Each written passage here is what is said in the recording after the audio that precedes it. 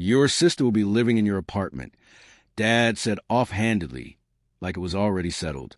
As if my name wasn't on the lease, the paperwork, or the welcome mat. I said nothing. Didn't blink. Just watched steam curl off the untouched food on my plate. Then Mom chimed in. It's only fair. She's younger, starting over. You're not even living there anymore. I let them speak.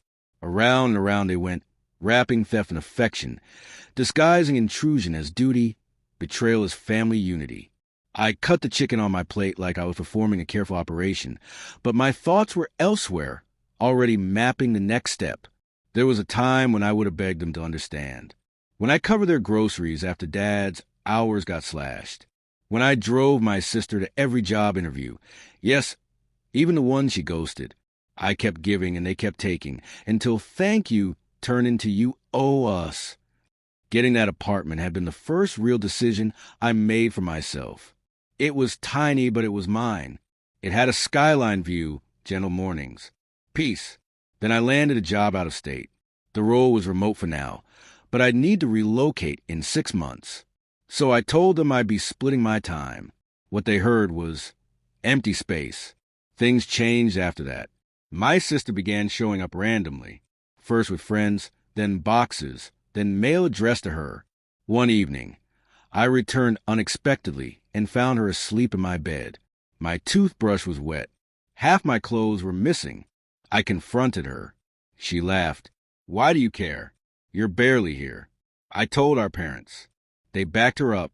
So when they announced at dinner that she'd be moving in officially, I didn't protest.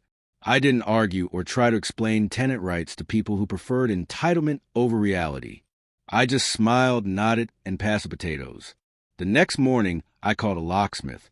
Changed every lock, front, back, balcony. Then I contacted the landlord and had the entry system converted to digital. One access code. Mine. I moved valuables into a storage unit, packed what mattered most, and scrubbed the walls clean. Then I left one thing sitting in the middle of the kitchen counter. A signed lease termination notice. Effective that Friday.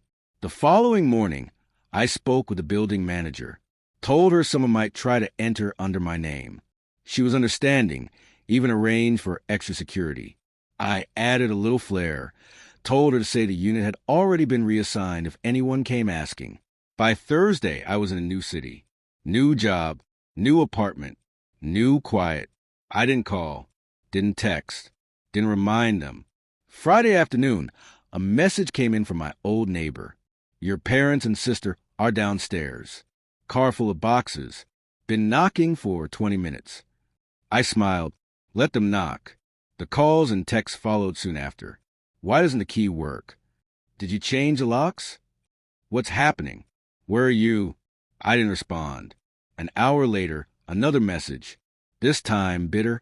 Your sister's outside with all her stuff. You're really doing this? To your family. There was again. That word. Family.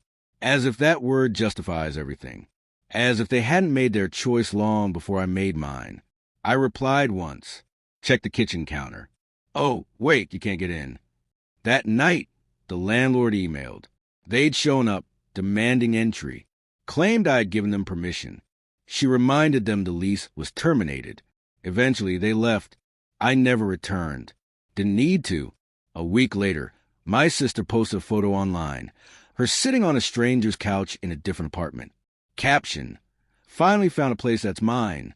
I stared at it for a while, not out of guilt, but calm. She'd found her space, and I'd kept what was mine. Sometimes, I still think about that dinner. How they talk like rulers assigning land, not parents respecting boundaries. As if my life was a room they could reassign.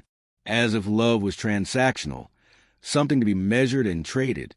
They thought they'd won that night, that my silence meant surrender. But silence is powerful. It gives you space to see things clearly, to plan your next move, to gain ground. They never saw it coming, because I never yelled, never warned. I just let them speak while I shifted the ground beneath their feet. And when they stepped forward, there was nothing left beneath them.